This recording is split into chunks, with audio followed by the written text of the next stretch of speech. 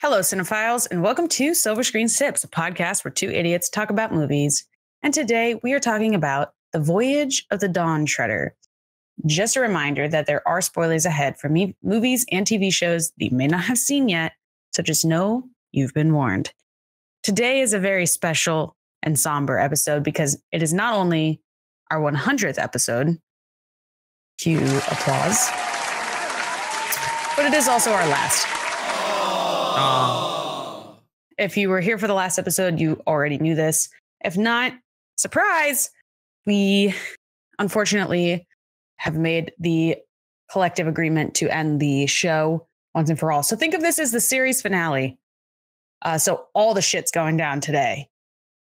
We're opening up everything. We're revealing everything today, starting with the drinks we're having. What are you drinking today? Well, to commemorate, just like we had for your party, we had a bunch of nibs. Boy. A bunch of nibs in the Dune bucket. Oh, okay. I thought you were going to say the tequila thing. No. I got a 99 brand, real cheap, 99 proof fruit punch, and I'm gonna knock like that the tiny little thing. The little tiny little thing. That's it. That's all you're drinking. Well, no, I also have a Mountain Dew, hard. Whoa! Look out, we got a badass over here. And then I also bought some champagne. Wow! Very fitting. Mm-hmm. Can you guess what I'm drinking? It's a whiskey. Which whiskey? Larceny. No, actually, I opened a new bottle. It was given to me on my birthday from Sean. Shout out, Sean. Thank you for the bourbon. Very good. Have not had it before. Can't tell you the name right now off the top of my head. I'd have to go look at the bottle. Uh-oh. They're coming for me. Can you hear them in the background? The sirens? Yeah, they're... Shit. They heard I opened it. They're like, you're not drinking larceny. This is blasphemy. No, they're here for your alcohol poisoning. It is called Basil Hayden. It is a bourbon, premium bourbon. Not bad. It's a Kentucky, I think it's Kentucky straight bourbon. Kentucky? So, we were just talking about Kentucky. It's not too bad. Not terrible. My parents just went to Cracker Barrel. Dude, I fucking love Cracker Barrel. Cracker Barrel. Not the food. I'm not going to lie. This is a hot take. I think the food at Cracker Barrel is straight mid, but the shop is awesome. Do you get the pegboard? Pegboard? I'm sorry, the what? Oh, the Chinese checkers? I don't think they're selling Chinese checkers at Cracker Barrel. No, the game that you play at the table? Is that what you're talking about? They definitely ain't calling them Chinese checkers. No, that's the one that says you're an ignoramus, right? Is that what we're talking about? Ignoramus. Ignoramus. Are we talking about the same thing? It's the peg game. Literally called the peg game. Yeah, but the official name is Chinese checkers. I don't think that's I am wrong. Yeah, I don't think that's Chinese checkers. Very white. I'm so sorry. We're talking about Cracker Barrel. We're talking about Cracker Barrel. Yeah, that's not even close. The name of the game at Cracker Barrel is called the Cracker Barrel Peg Game. Wow. Wow. Oh my God. Okay. You know what, Isaiah? Really? Listen. Who would have thought? Cracker Barrel is my culture. I don't want to hear it. I should know this shit. Yeah. A person of my melanin isn't allowed there unless I'm in the back. But you just went there.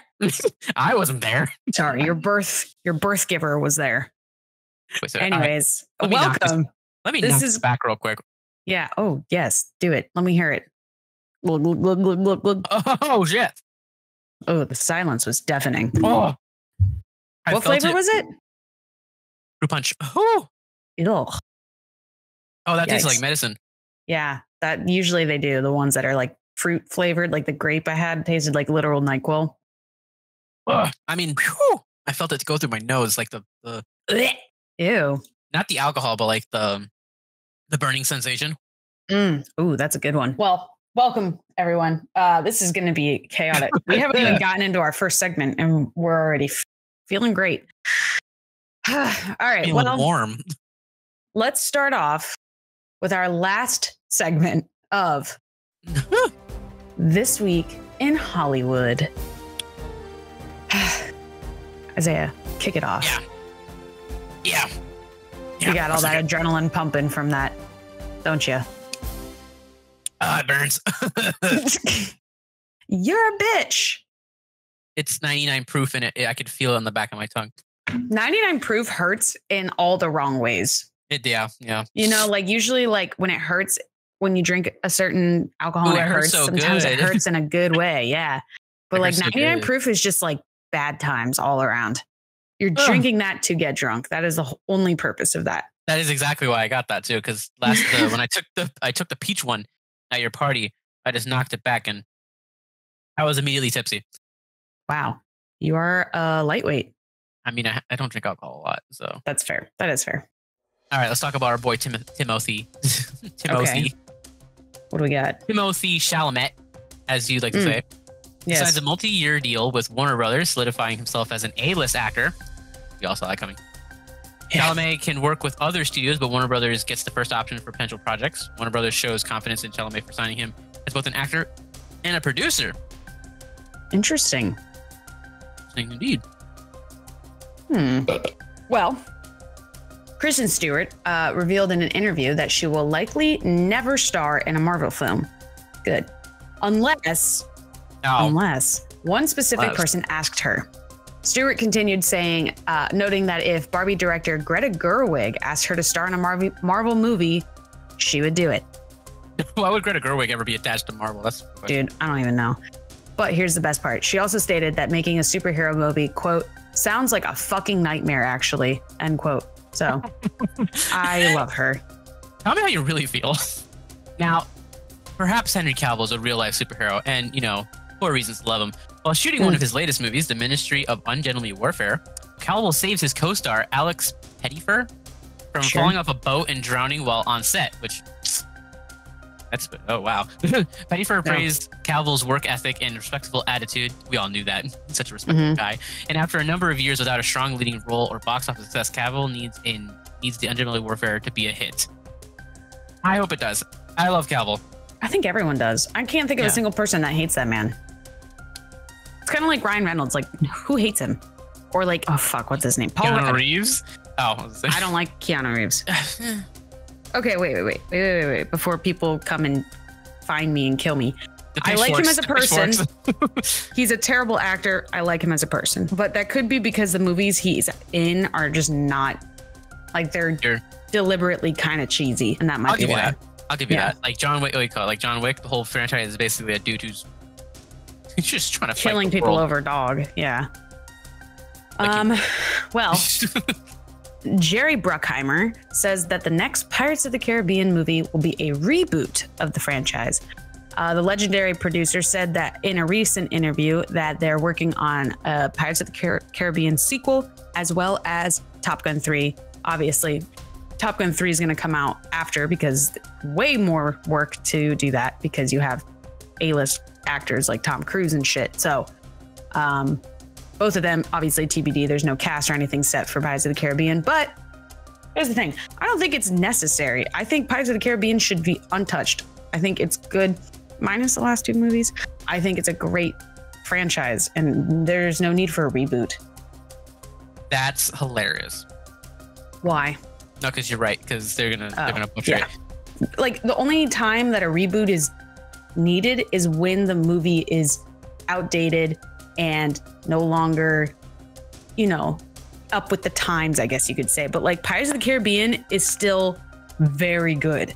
CGI and everything. I could get into a whole conversation about that. So I'm just going to leave it at that. A Simple Favor 2 is a go. Anna Kendrick, Blake Lively are set to return in Paul Feige's...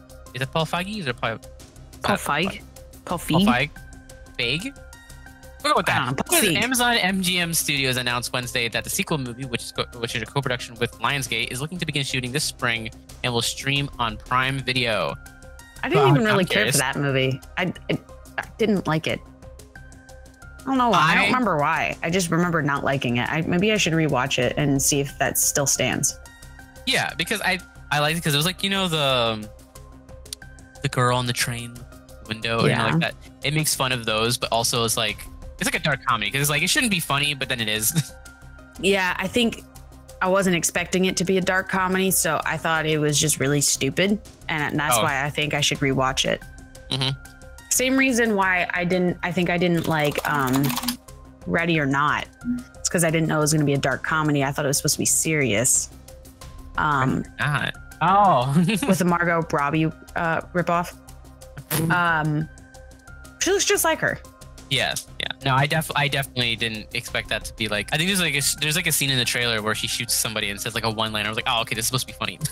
Yeah, I see. I don't think I really watched much of like trailers or anything, so I went into it being like, oh, it's like a thriller, and then I was like, this is kind of like, it didn't take itself seriously, and I was very like going in with expectations of it being serious. So that's why I want to rewatch that one as well, because I think I might give it a higher rating watching it a second time, knowing now that it's a dark comedy. The greatest dark comedy that we've seen, The Hunt. Oh, I fucking love that one. I was gonna say The Favorite. I thought that was really good. The Favorite. It's kind of dark comedy, I would say. An erotic comedy? Yorgos Lanthimos. He's a very good at those dark comedy things. He also did Poor Things, which was also funny as fuck, but also weird as fuck. Yeah, he's definitely out there. Yeah. He's making another one, Kinds of Kindness. The trailer came out, or at least I saw that. I think it came out yesterday as of recording this, which was the 27th. And I watched it, and it has Emma Stone, Margaret Qualley, Hunter Schafer, Jesse Plemons. Come on, Willem Dafoe. Like, I think it's gonna be good. It's gonna be weird. It looks really good. Just from the like little teaser that I saw, I'm like, fuck yeah, I'm all about it. Anyways, on a recent episode of the DGA's Director's Cut podcast, Steven Spielberg, my boy, told Denis Villeneuve that Dune 2 is one of the most brilliant science fiction films he's ever seen. That's saying a lot coming from the man that literally invented E.T.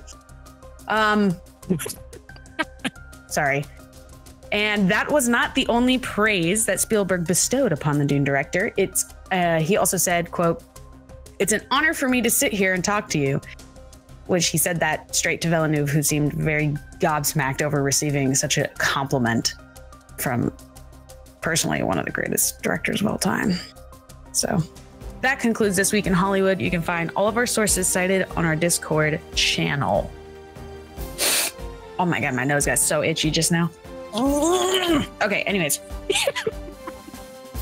Time to explain. Let's talk about the movie real quick. Voyage of the Dawn Treader. Okay. Yes. Let me just explain this super duper quick. First off, there's a boat. There's a boat called the Dawn Treader. Cue credits. So I'm on a boat. we see Lucy and Edmund back at it again. This time, no Peter and no Susan. They're too old for this shit now. So Lucy and Edmund are staying with their uncle and their annoying little cousin, what was his fucking name? Eustace, so we British. have a fucking problem. It's so British. It really is. Who is played by William Poulter, by the way. Was not expecting that. It was such a surprise. Such a surprise. What the fuck was that? I just had like a weird, maybe. Anyways, the three of them find themselves back in Narnia, which Eustace is a very snuck up British snob, and he doesn't believe in such nonsense. So there's that whole side plot. And they run into Caspian again, who is on his way to find Aslan's country, aka heaven.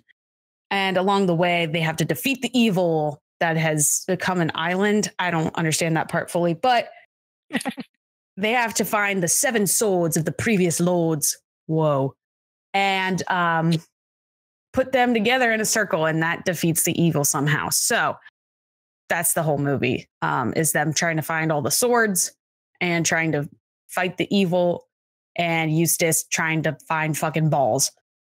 Because he's a little bitch. That's it. That's it. That's the movie. And then at the end, they find the 7 swords. They defeat the evil. And then Aslan, aka God, is like, come to heaven, all of you. And the only one that actually ends up going is Reepicheep, the mouse rat guy. Because Yeah. Oh, really? This movie, yes. Yeah. And he goes to heaven because that's literally all he's ever wanted. And the rest go back to Earth, and Caspian stays in Narnia to be king. Does that mean Ripachichi has just been suicidal this whole movie? No, because if you're suicidal, then you don't go to heaven. That's like a whole thing. That's a Catholic thing. That is a Catholic thing. I don't think that. I don't want anyone to think that I think that. That is not true. Anyways, unless you're Catholic. So that's the movie to a T. Speaking of tea, Ooh. I need a drink. Yes, we do. Different than the drink that we already have? No, I need one lined up for when I finish this. Okay. All right. Well, you have two options for the next one. Woohoo! For the Dawn Treader, we have the Dawn Treader. Wow. They are not great over these names, yes, but oh right, sorry. It's time for Big Lou's Big Brews. There you go. So for Big Lou's Big Brews, gun at his head, and I was mouthing, "Fucking say the intro." So for the Dawn Treader, we have the Dawn Treader, which comes to us from thelocalpalate.com. Okay. Now, very simple. This is a very simple drink. You just need 1 ounce of Toulouse Red Absinthe. Okay. 1 ounce of medium strength brewed coffee. Okay. Half ounce of half and half. And a half ounce of Orgeat. Orgeat. Almond syrup. Orgeat. Almond? Almond. You say almond? Almond. How long have we been friends for? Almond. You say almond. Almond. Not almond? No. Okay, thank God. I literally was about to be like, okay, never mind. We're ending this podcast for another reason because you say fucking almond. Is it data? I kind of switch it up. Is it salmon? Oh my God, it's salmon. It's salmon. Salmon. For sure. Okay, anyway. Here's how you make it. Allow coffee to approach room temperature or use cold brew for optimal dilution. Yum. Fill the cocktail shaker with ice, combine all the ingredients and shake well. Strain mixture into a rocks glass filled with crushed ice. Okay. This is just what's it called? Don't you dare say it. What? It is not a White Russian. No. Okay. No, this is God. What's it's something, it's like an Irish coffee or something like coffee? that. Yeah. It's basically this coffee that's spiked. It's how do you make an Irish coffee? Also, in this picture, they don't state it in the recipe, but in this picture, they garnished it with a piece of anise, which is interesting. Yeah. I'm just kind of amazed that that's what they did. Classic Irish coffee. 4 ingredients: hot coffee, Irish whiskey, sugar, and whipped. Yeah, it's not even close. Yeah, this is basically it's a British coffee. It's okay. So what do you rate it? It's a 2. Yeah, it's a low number for sure. I don't like coffee. I don't like coffee. I don't really. I used to love coffee, and then I got COVID, and for the longest time, it tasted like raw meat, which is a thing. I Googled it. Look it up, people. It is a very rare symptom of having COVID is that coffee will taste like raw meat or sewage. Ew. I never lost my taste, but I had that fucking symptom. So ever since then, I have been disgusted by like coffee, even though it doesn't taste like that anymore. It's just like, when you get food poisoning and whatever food it was that gave you food poisoning, you just are disgusted by it. Mashed potatoes. Really, Matt? Oh, ew. Okay, wait. Food poisoning from mashed potatoes would definitely make me want to vomit just thinking about it. So I have a very disgusted opinion on coffee still. Don't like absinthe. Fuck that. Mm-mm. The color doesn't change anything. I still hate it. So I guess I'll just take the Orgeat and the half and half. That sounds disgusting. I'm going to give it a 1. Can I give it a 0? No. Okay, I'm going to give it a 0.5. You can do that. Okay, I'm going to give it a 0.5. That is probably one of the worst drinks we've done in a while for me. Damn. Yeah, there's just nothing about it that like I would like right now. It looks pretty though. So that's why it gets a half a star. You gave it a 2. I give it a 2. I mean, like, I don't hate coffee, but it's definitely not something I would drink. I was going to say, you like Kahlua. No, I don't like Kahlua. But you like White Russians. Yeah, but that's because it's mixed with other things. It doesn't just taste like coffee. It tastes like I guess that's fair. it's mixed. It tastes like coffee mixed with something else. So it's not the main like taste. That is fair. Okay. Well, fair enough. Okay. Well, you said there was a second drink? Yeah, Lou brought us a backup drink. Good, because that one sucked. Now, this one's called Taking Tea with Mr. Tumnus. I don't understand This that name. feels a little old. I feel like this should have been episode 1 thing. Yes, but it's okay. Rest in peace, Mr. Tumnus. Oh yeah, he did. He'd been dead for like 1300 years. He fucking dead. Yeah, he's fucking dead. His bones are gone. Mm-hmm. All right, this is coming to us from whattomunch.com. I don't know how I feel about that name. That's weird. Yeah. I don't like the word munch. Because Ice Spice? No, I was thinking of like carpet. Carpet. Oh. Yeah, there it is. Okay, well, that's what that's the first word. I'm sorry. Idiot. Stupid. Don't say that. Sorry. What were you saying? She's yelling at her alter ego. Is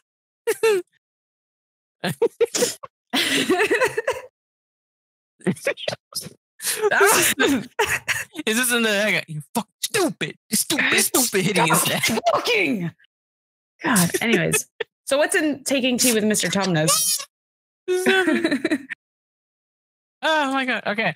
So Taking Tea Mr. Tumnus is you're gonna need 3 ounces of tea infused vodka. Interesting. Okay. I didn't know that. I don't even know how you do that, but okay. I don't know, man. I'm just gonna find some vodka. Oh, I bet this is how you do it. You take a thing of vodka and then you put a tea bag in it. And you fucking let it seep. That would be the most British thing to do. Yeah. British and Russian. Who would have thought? Yeah. Now we have 1 1/3 ounce honey syrup. Honey. I don't know if there's a difference between honey and honey syrup. I think it's thicker. Or thinner. 3/4 ounce of fresh lemon juice. 1 lemon rind twirl, twist, or slice for garnish. Fancy. We're going to place a martini or coupe glass in the freezer or fridge to chill. You can also fill the glass with ice and water to quickly chill. Pour 3 ounces of the tea-infused honey vodka, the 1 1/3 ounce of honey syrup, and the 3/4 ounce of lemon juice in the cocktail shaker. Fill the shaker with ice. Cover the shaker with a lid and shake for several seconds until very cold. And the shaker starts to frost up. Pour into the chilled martini coupe glass.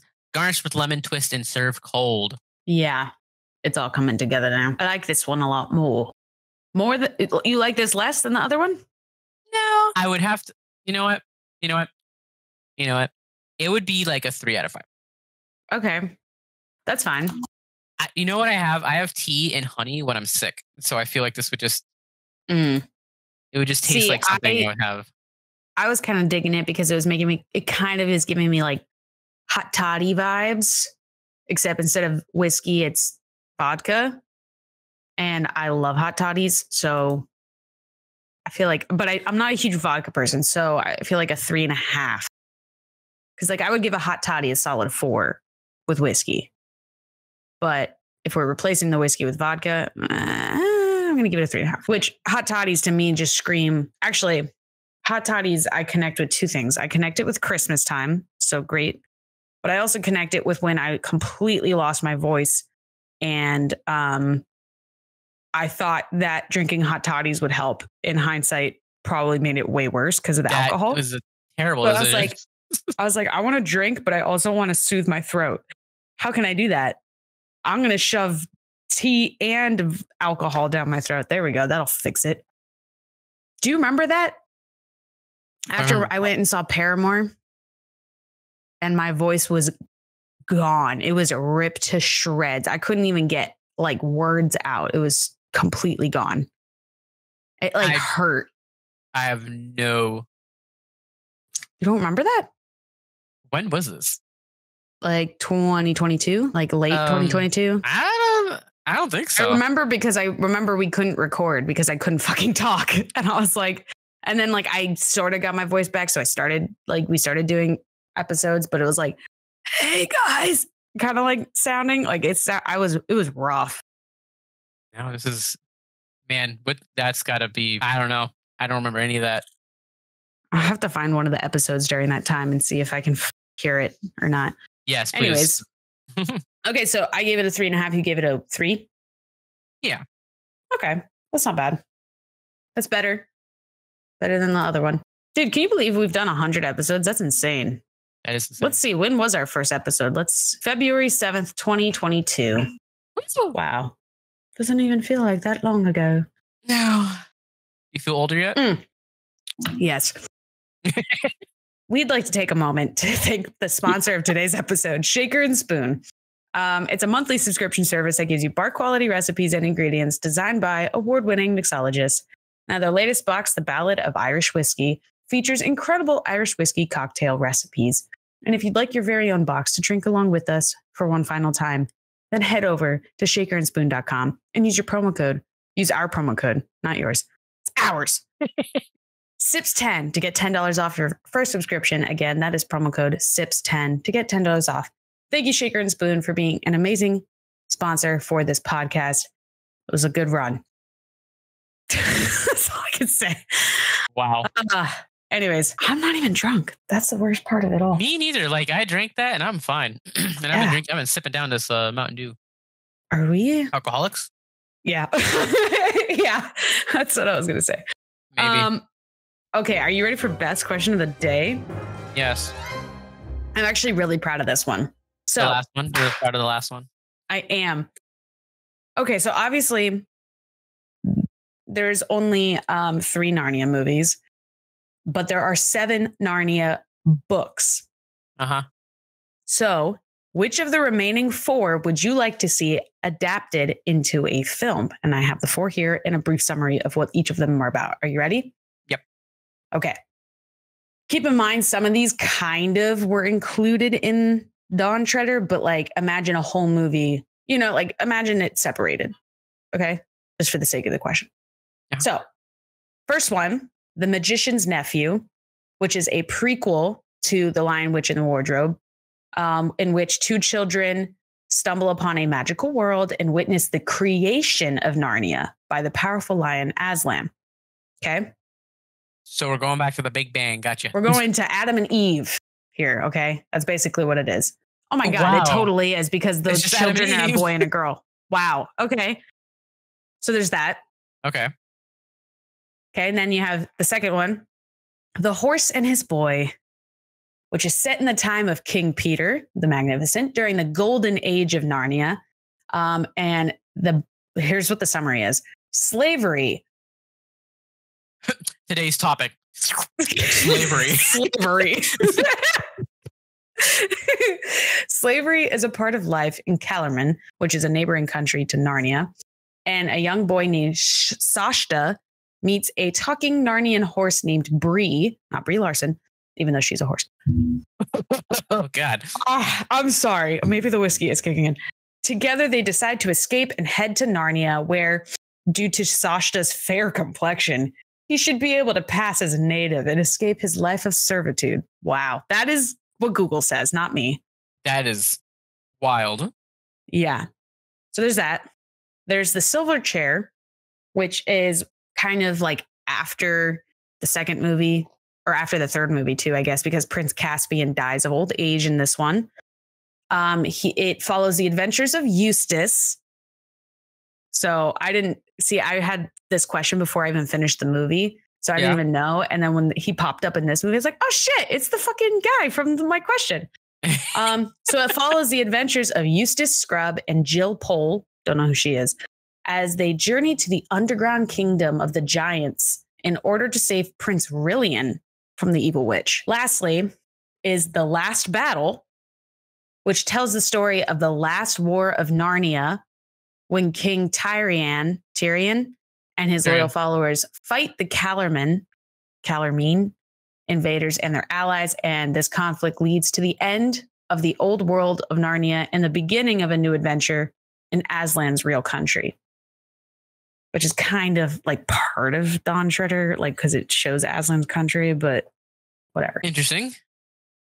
Mm-hmm. Which of these 4 would you want to see in theaters or on Disney Plus? Disney Plus. I would like to see The Last Battle. because I think that like they would be like if they had gotten to the point where they're like, okay, we've made an entire series and we've gotten to the last book, we're at the last battle. I know there would be it would be a blank check. They would get to do whatever the hell they wanted. So I would love to see what they would do with just. Would they try to top Lord of the Rings? Yeah, that is what I want to see. That's kind of what I was thinking. It was like the Lord of the Rings kind of battle.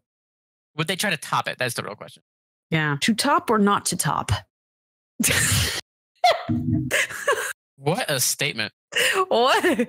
That's it. That's on my gravestone. To top or not to top? That is the question. That is the question. Okay.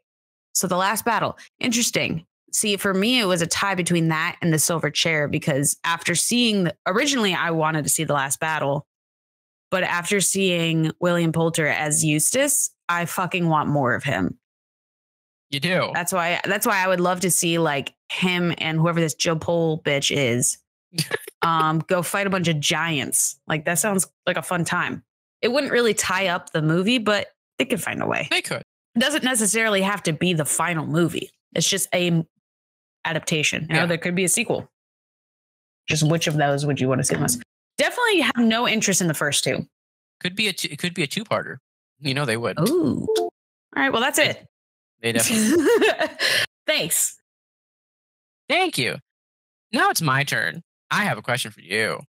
Uh-oh. Okay. Now it is the 100th episode. It is the final episode. Yeah.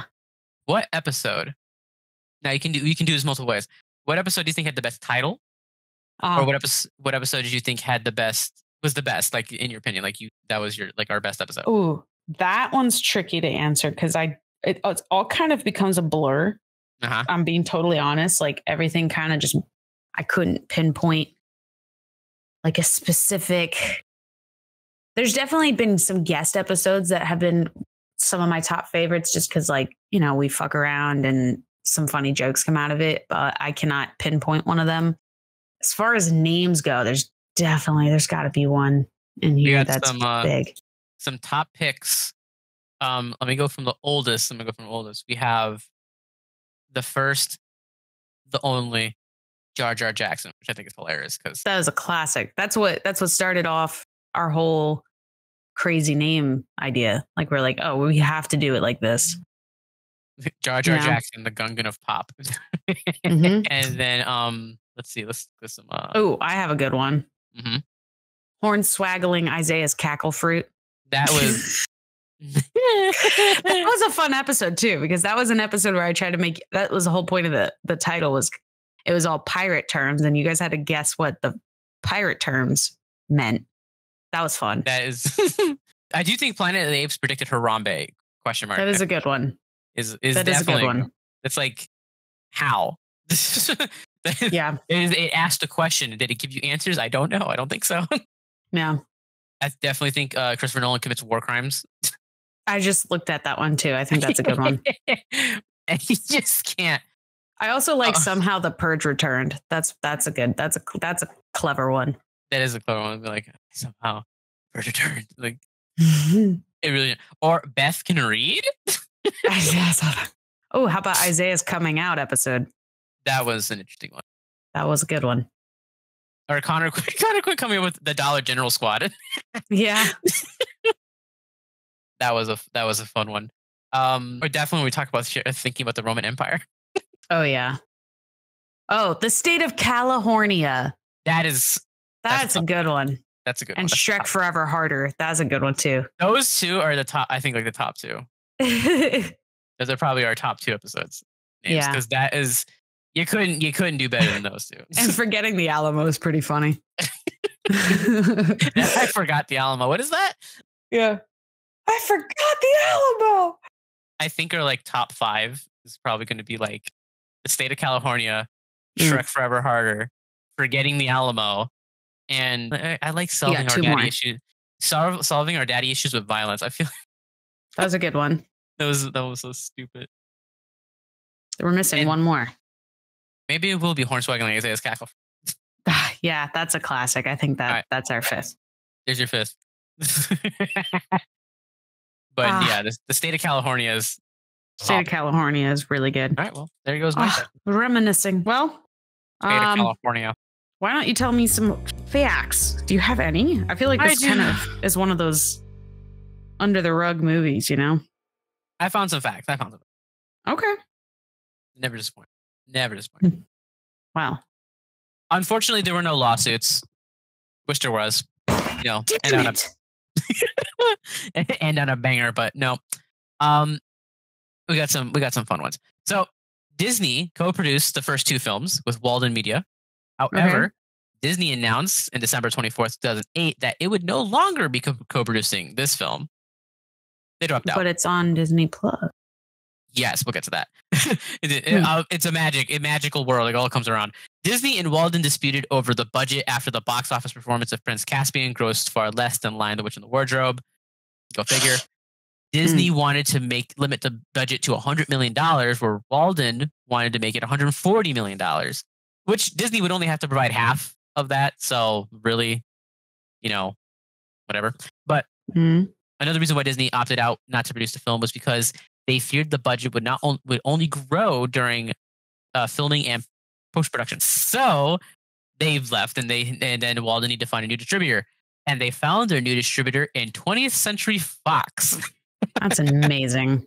And then Disney later on in the decades coming bought 20th Century Fox, and so now they own Narnia. And it comes full circle.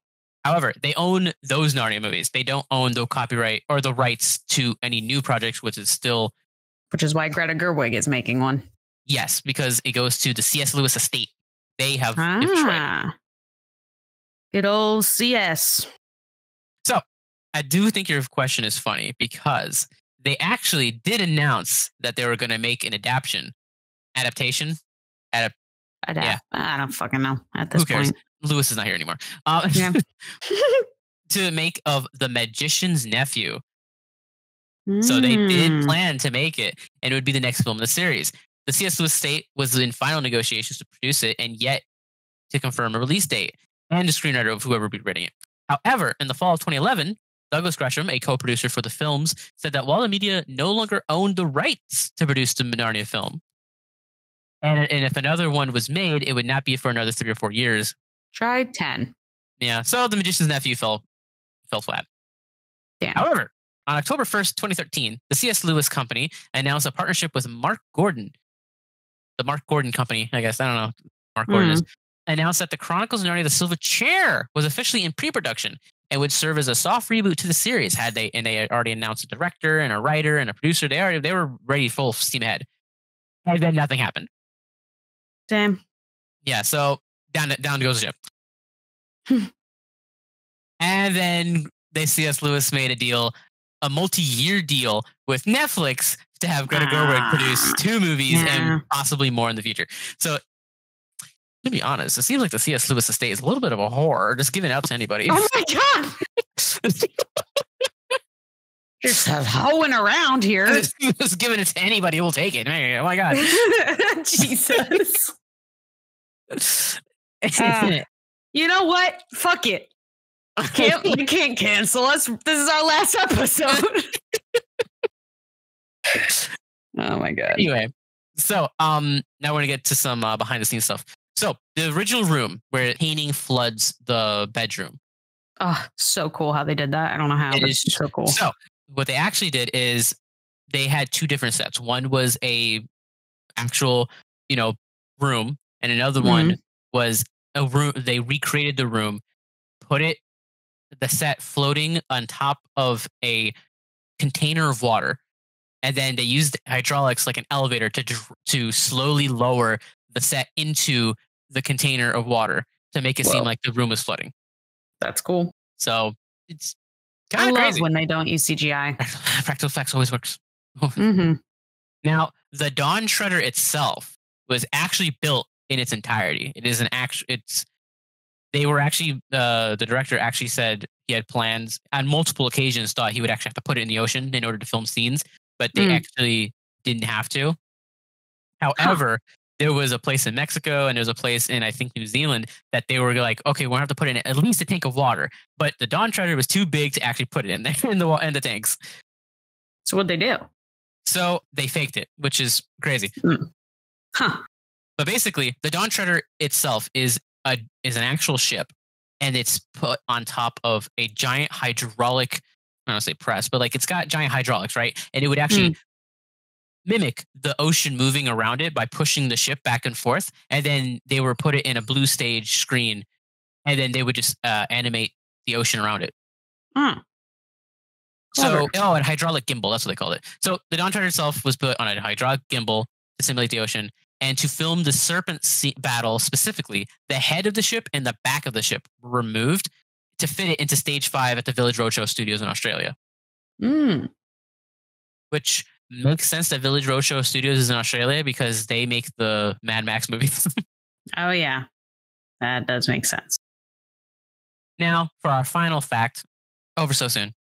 The Royal Film Performance. They showcase a major film premiere every year and is attended by members of the British royal family. So, all of them there. The proceeds of the event help the charity to offer financial support to people in the film and TV and cinema industries, all that stuff. And in 2010, The Dawn Treader was the first ever movie in 3D to be shown, and it was attended by Queen Elizabeth herself. Whoa. Not expecting that. Yeah, so the royal family and Queen Elizabeth got to see a movie in 3D. Can you imagine her sitting there in 3D being like, whoa, guys, this is crazy. What? You fucking seeing this shit? That's exactly what she sounds like, too. American accent and all.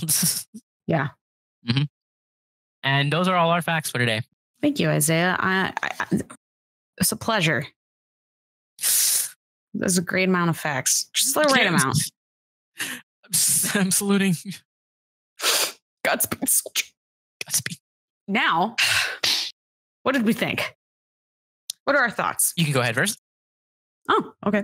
Well, I think, first off, we kind of already touched on this, that William Poulter did an amazing job as Eustace. I fucking loved his character. He did it so well. He was just the right amount of annoying, but like his comedic timing, his mannerisms, everything was just spot on. I was like, that is a talented kid actor right there. I also think that the sword fight between Eustace and Reba Cheap was well done. I think it showed a lot of character. It was very entertaining. It was short, but that's like, that's all we needed. And, it foreshadowed that their relationship throughout the movie. I really liked that. It kind of stuck with me. I also, all my pros are just Eustace. That's crazy. I think him becoming a dragon was a very clever way to go. It was a little crazy. I'll give you that. But it's fucking Narnia. What do you expect? Anything can happen. I think him becoming a dragon was a great way to show him how to become brave and how to have more confidence in himself and to show his character arc. At first, I was very confused until he revealed the fire thing. And then I still was confused for a bit. And I was like, what? And then it clicked about 5 minutes later. You revealed the fire? You mean the thing that says I am Eustace in the fire? And I was like, what does that say? Max Eustace? I couldn't read it for some reason. I was having a stroke or something. I don't know. So it took me a sec. I think, first off, Caspian's accent completely changed. Completely. Yeah. The director said, the Spanish accent wasn't. It was not. It was very, his accent in the last one was really bad. Yeah, so they said, we're just not going to do that. I think this one definitely relied a lot more on CGI, which I get. There were some crazy things that happened in this one. They really went like above and beyond with a lot of stuff. They still fell back on practical effects, obviously, like Isaiah mentioned in his facts. But there was a lot more CGI in this one. And at points it showed, but at the same time, it's like, it's honestly better than most Marvel movies these days. So the biblical allegories really, really stood out in this one. They were not hiding it. They were like, no, I am literally God in your world. That is exactly what Aslan says. At the end, he goes, in your world, I go by another name. He doesn't say God, but it's pretty fucking obvious that's what he means. And like, I have no problem with that. It's fine if that's what you want to do with your movie. That's totally fine. It was just a little on the nose is all. I liked no subtext whatsoever. I just felt like the first and second one, it was like you could tie it that way, but you could also, if you're not a religious person, you could watch it and be like, okay, I don't have to look at the religious ties in this, still enjoy this movie, but it was very like in your face in this one. So not really like a con or anything, just something I noticed. I also think the biggest plot fault I could find, and you might have found more than me, but the one that stood out to me the most was how the hell did Reap and the rest of the crew know exactly where to find Edmund, Lucy, Caspian, and Eustace when they were kidnapped? And like when Lucy and Eustace were going to be sold as slaves and stuff. How the fuck did they know? They weren't even with them when they got taken. They just were like, oh, they got taken. I know exactly where they are. And they found them just in the convenient timing. Like it was very, I don't know. Plot dictated it. Plot driven.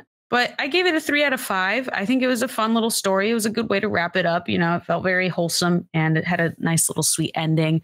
I liked all the ties to the other books. And the only reason I knew about that is because I did a little research for my question. So I knew all the little ties to all the other books. And I enjoyed it more than the last one. So I gave it a 3. Mm-hmm. What about you? I kind of agree with you, with what you said about Eustace. But also, I kind of like the first half of that movie. I was like, oh my God, how could he make himself sound so punchable? Right? Like, I like. Oh, yeah. I mean, you're not supposed to like the character. He did a good job at making you not like him. Yeah. I was like, oh my God, I just want to punch this kid in the face at every moment. But I guess. Who do you hate more, him or Edmund? No, I definitely Eustace. Okay. Edmund redeemed himself. So did Eustace, honestly. There is a point though, like when they show up on the island, you know, before they get all kidnapped and stuff. But they bring Eustace, and Eustace is like, I'm not staying on the ship. Why would you bring Eustace on a dangerous mission? I don't know, man. He go? It's a good question. That's like it's just a question I had. I'm like, why would he be here? In no way in his right mind would you. Would I go on a dangerous island where I might be killed? Or would I stay on the ship and get annoyed by a rat? Like, why? Of my options. But, you know, whatever. The CGI was good at some points, but then there would be other points where I was like, oh my God, that is terrible. That's fair. I don't know if maybe the like different teams were working on different things because there'll be moments where like the serpent, my God, the entire serpent thing, everything in the serpent scene is magnificent. It all blends together. The serpent is absolutely amazing. It's terrifying looking. It's trying to kill you. It looks real, you know, given CGI and stuff. It's impeccable. But then you have other things where people jump off the ship and into the ocean. You can tell they're like rotoscoped to do that. Yeah. Like it's so they put uncanny. All the time into the serpent. Yes, yeah, they did. And then there's the scene where they're in the little cavern where things turn to gold. Mm-hmm. And I'm thinking, so why would Edmund suddenly be like, ooh, imagine I can be this powerful person in the real life. Oh my God, I just gotta take all this gold with me. Oh my God, like why does he suddenly get so convinced about that out of nowhere? Now I know they did try to like leave a little what do you call it? They try to foreshadow it in the beginning of the movie with the whole joining the army thing, right? However, there was no setup to it. I was just about to say that. See, there's a difference between. Here's a great example of how you do that properly. Lord of the Rings, right? You have Frodo, who throughout the course of 3 gruesomely long movies, might I add, he is struggling with this temptation from the ring, you know, throughout all 3 movies. And it shows, you know, sometimes he gets tempted by it. Sometimes he's stronger than that. And at the end, it all comes down to, will he be able to cast it into the fire, or is he going to fall into the temptation? And that is how you properly build that tension and build that character line in that story. In Narnia, like you said, it is very rushed. It's not even established until like 15 minutes before it happens. And it's doesn't allude to it enough so that when it does happen, you're just kind of like, okay, well, that's very out of character and also very like out of nowhere. Yeah, and it's also anticlimactic because they do it. The scene's like 5 minutes, and then he's like, "You're right, damn, you're right." And exactly.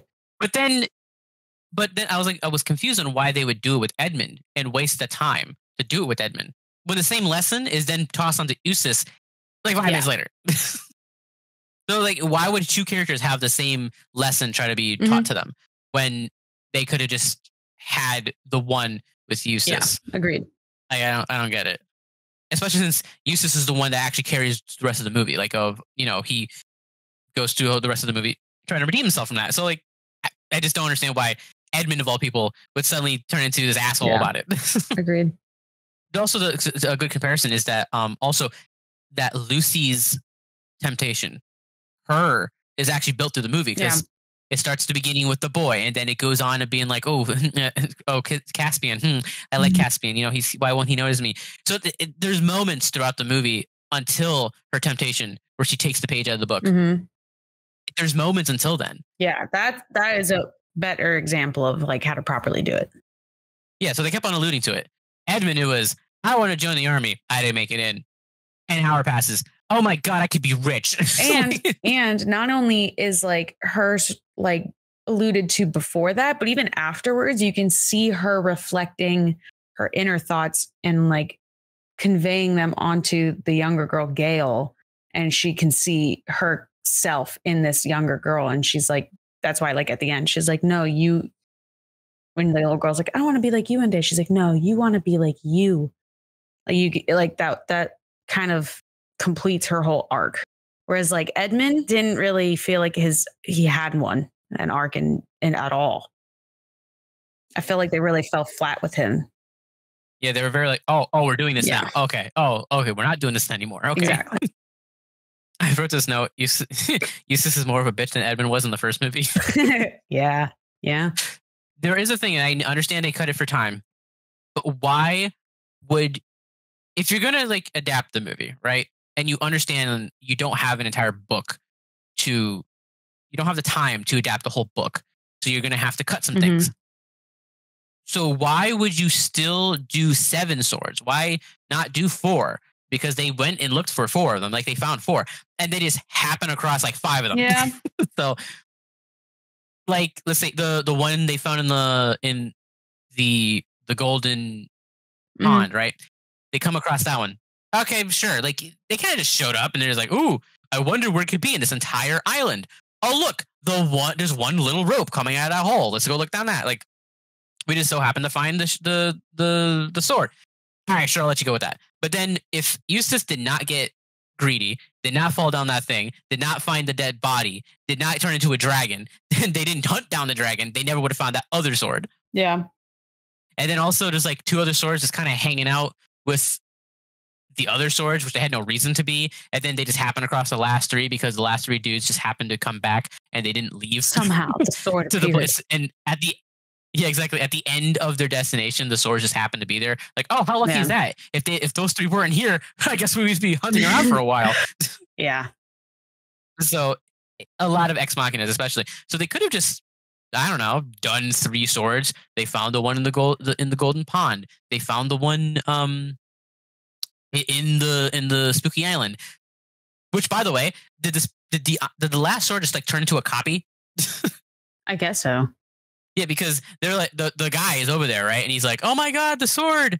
They're in the island. We got to go on the island. Oh my God, we got to get the sword." And then they go and find him. He then throws the sword into Eustace. Eustace lands on an island, and then Aslan's like, "All right, time to shed that skin."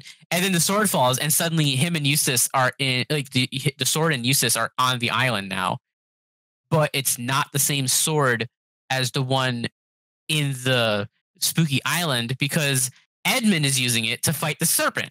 So I was like, there's two swords, but they're the same sword. Oh, you know what? I noticed that too, but I didn't quite understand why his like lit up. Because they're the same sword. I thought his lit up because it was like showing that he's a lord. Like he's like worthy. No. But you're right. No, because the swords lit up because they're the 7 swords. But there's actually 8 because the one that Eustace has is the same one that Edmund has. I see. So I was like, what the hell is up with this? What's going on? So I thought that was weird. But those are kind of my, I would say, complaints, like my cons. But to get into the pros, yes, I agree. Will Poulter, amazing actor, because to make me hate that kid so much. Yeah.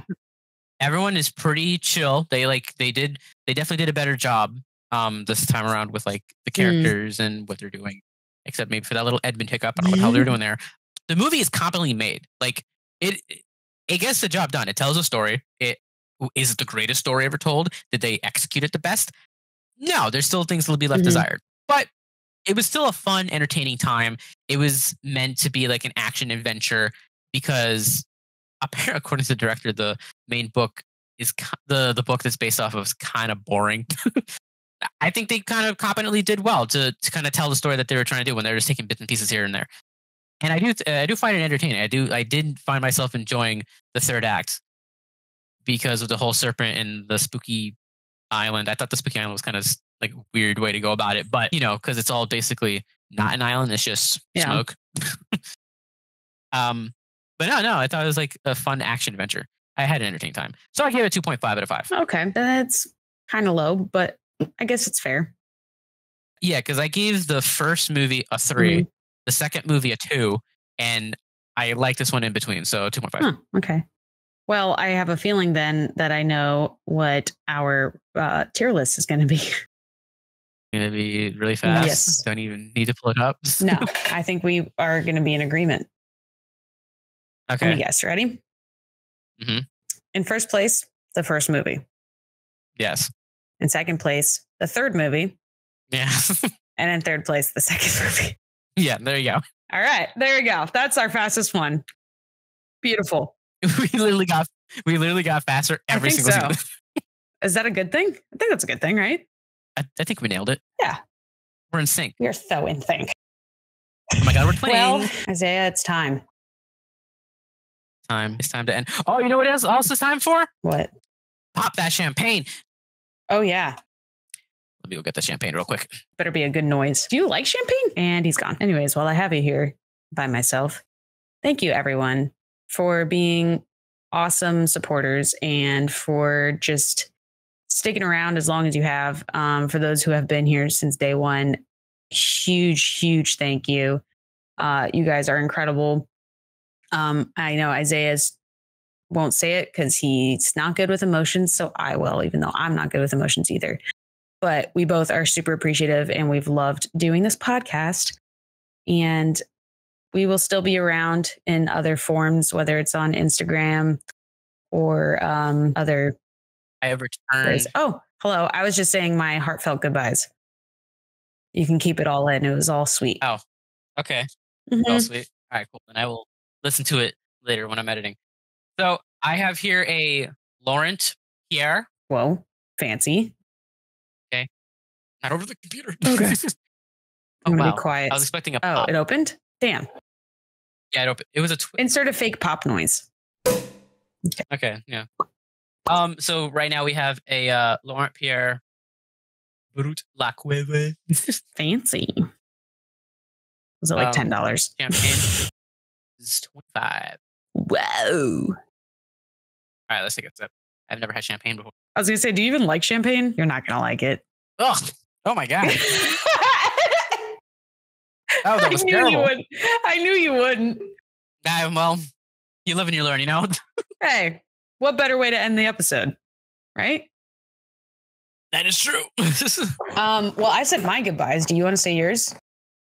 Hey, y'all. Sit down. Let's have a talk. I'm sitting. You know, it's been a wild ride. It's been 100 episodes. Been about, we're about to hit 3 years, maybe. About that. Roughly, yeah. 2 years. 2 years and change. I'm not good at math. You're talking to the wrong person about that. It's okay. But use homeschool. Yeah, no, this is a heartfelt goodbye. I enjoyed our time together. I hope you did too. Of course. Oh, you're talking to them. Yeah, no, screw you. I don't. Oh, okay. Well, yeah, that's fair. That's fair.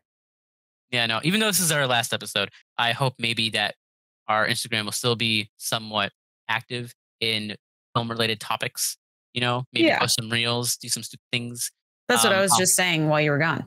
Oh, perfect. We're on the same page. My God.